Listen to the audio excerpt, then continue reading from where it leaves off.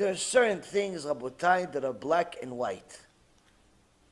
That anyone with just a little bit of Yirat Shamayim, a little bit, just not that much, a little bit of Yirat Shamayim, a little bit of Yirat Shamayim understands where he is and where the King of all kings is and what the King of all kings expects us to do. Immediately knows this doesn't add up. This doesn't add up.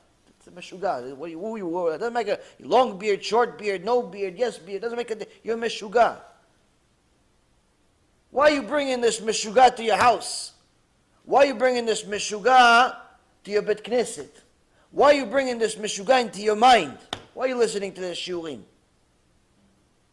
Why are you listening? Well, no, he said something that made me feel good. What made you feel good? No, now I like everybody. You're not allowed to like everybody.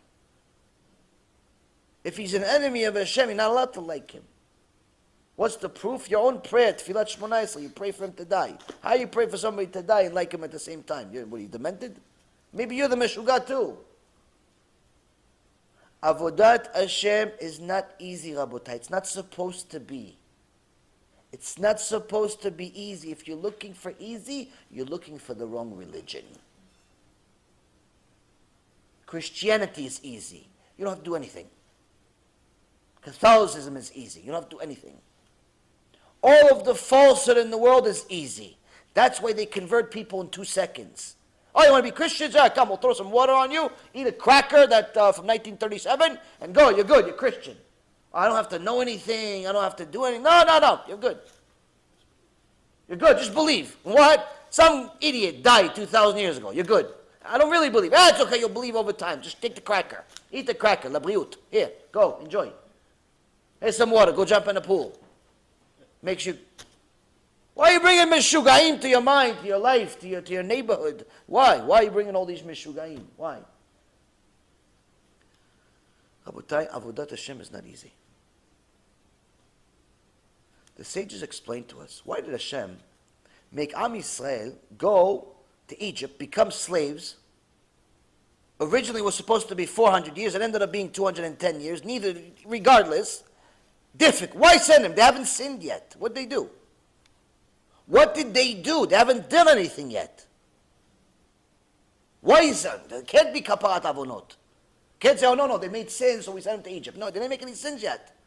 Why? Because they didn't exist yet. He told Avraham Avinu, Avraham, by the way, your descendants, I'm going to send them to Egypt, they're going to be slaves. But why? They haven't done anything yet. They haven't done anything yet. Why you send them to be slaves? It's like you hired a new guy. Oh, by the way, on Friday, I'm going to dock you. I'm not going to pay you for Friday. Why? I'm docking you for being late, but I wasn't late. I'm docking you anyway. And Monday, Tuesday, Wednesday, Thursday, I'm not paying you. Why? Because you weren't there. But I didn't come yet. It's not yet. It's a weekend. I'm not paying you. Why? I'm fining you. For what? Because maybe you're going to say something. Doesn't make any sense. Why are you sending him to Egypt? They haven't even this. It cannot be kaparat avonot. It cannot be that he was punishing them. It's not a punishment. So I heard Rabbi again say this once. It makes more sense than anything else in the world. Because it agrees with the sages that I read in other places. Hashem Yitbarach created Am Yisrael as Am Kshe Orif, a stubborn people that the holy books say were so stubborn, so difficult, so confident, overconfident, that they were unbearable to the people around them. Why wouldn't they be confident? They're related to Yehuda. When he got upset, pieces of metal came out of his chest, and he would chew on it, and he would roar and destroy buildings. You're not going to be confident? Just knowing the story makes me confident. I'm related to Yehuda. I'm the best. Why? Yehuda is my cousin. Yehuda is my uncle. Yehuda is my brother. What makes you confident? I remember little kids, anytime somebody did something, hey, don't do that again. I'm going to tell my brother. Who's your brother? Oh, my brother's Amalek. Oh, okay, I'm not going to do it. Well, he was scared of his brother. His brother's Amalek. He's 9 feet tall. No, I'm not going to do anything. Scared. So imagine you really believe you're related to Yehuda. Well, it doesn't give you confidence. Doesn't make you arrogant. Doesn't give you extra muscles even though they don't exist. You're a little scrawny, little nothing. Why? Always I'm related to Yehuda. On top of it, I'm related to Yosef HaTzadik. Yosef HaTzadik, Hashem called him Tzadik. Doesn't that make you feel like a Tzadik?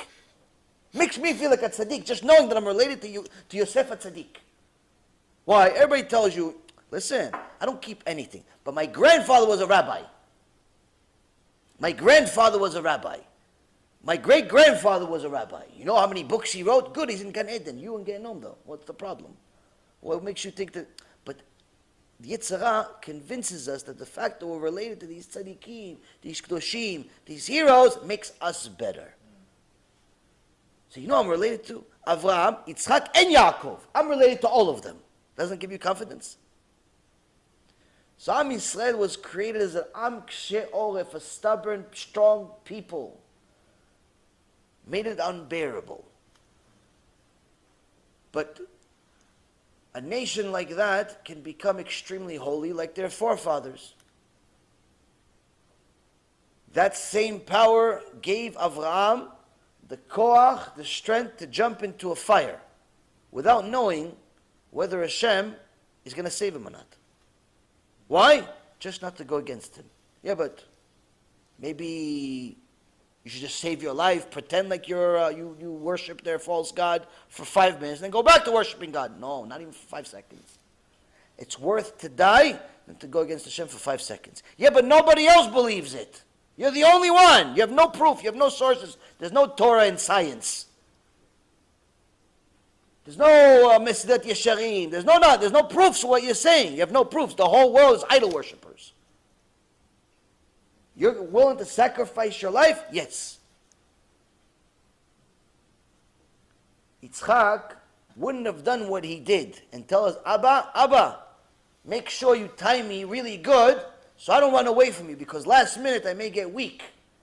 And try to run away, and I'm stronger than you. I'm younger and stronger than you. I may hit you, and then the whole blessing you did to do the slaughtering for Hashem is levatala. You're going to make a sin. So make sure you tie me good with akedah, tie my hands to my legs and everything. So it's a nice clean cut, Hashem.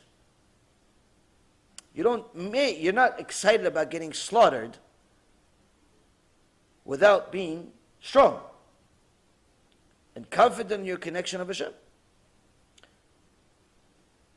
Any parent that loses a child, unless they're glued to Hashem, it could destroy them both physically and spiritually. When Yaakov found out that his favorite son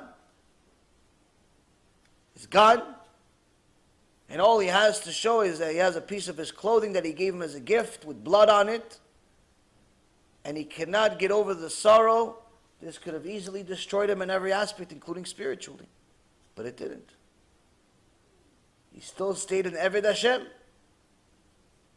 You cannot be like that without being glued to Hashem.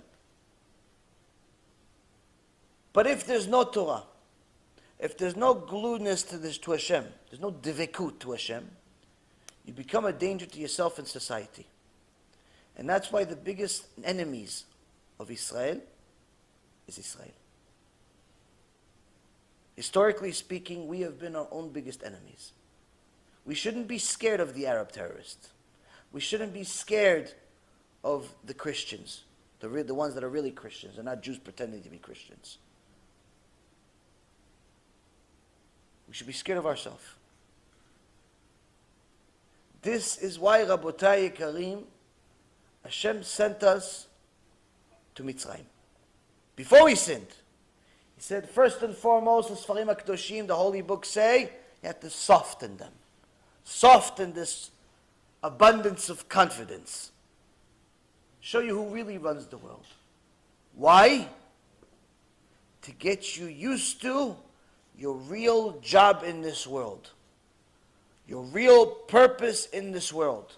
What is your real purpose in this world? To be Eved Hashem.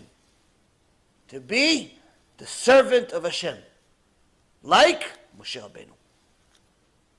Moshe Rabbeinu, numerous times in the Torah, is called Moshe Avdi. Moses, my servant. What does it mean? Moshe Avdi. Moshe, my servant, my slave. What does it mean? Moshe, my slave, my servant. What does it mean? Well, you can give him Moshe Tzaddik, Moshe Rabbeinu, Moshe Kadosh, Moshe Tzaddik Balair. I don't know. There's so many nice names you can give Moshe. The greatest prophet ever. That's what you say to him, Hashem? Moshe, my slave, my servant? Doesn't sound so nice. Doesn't sound so nice. You say you love him, but you call him a servant? Doesn't sound so nice. That's because our definition of nice is demented. That's because our definition of nice is demented. It's wrong. Hashem gives Moshe Rabbeinu the biggest compliment in the entire Torah. He says, Moshe is my servant. What does it mean, Moshe, my servant? Moshe has gone to such a high level of connecting to me, of serving me, he's eliminated his own choice. He's eliminated his own will. He's eliminated his own desire. All he wants is what I want. He has nothing of I want. There's no I want in Moshe. There's no I want. There's no I. What does Hashem want? Yeah, but Moshe, what do you think? What do you think? Moshe, what do you say? What do you say, Hashem? What should we do? What should we do, Hashem? Don't you have a choice? You! Moshe Avdi. What's the significance of being a servant? Why can't he just be a tzaddik?